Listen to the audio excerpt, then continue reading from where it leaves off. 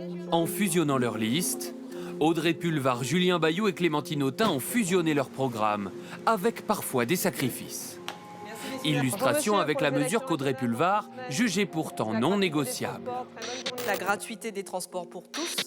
Mais depuis l'annonce de la fusion avec les listes écologistes et insoumises, la gratuité des transports a disparu. Elle ne concerne désormais que les mineurs et les précaires de moins de 25 ans.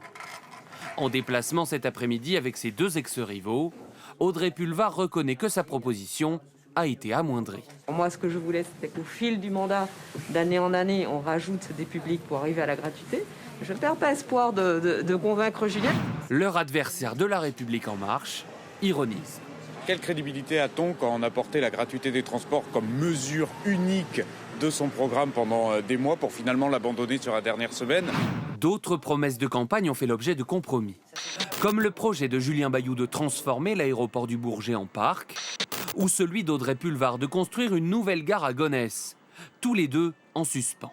Mais pour les anciens concurrents, pas question de parler de renoncement. On n'est pas d'accord sur tout, on ne va pas vous raconter qu'on est d'accord sur tout. Mais ce que je peux vous dire, c'est que le socle sur lequel on s'est mis d'accord, c'est un socle de transformation en profondeur de la région. Une fusion des programmes fustigée par Valérie Pécresse. Bonjour madame, comment allez-vous? La présidente sortante de la région y voit une alliance sans cohérence idéologique. Je vais attendre encore 2 jours pour savoir exactement quel est le projet de cette alliance de briques et de broc pour la région.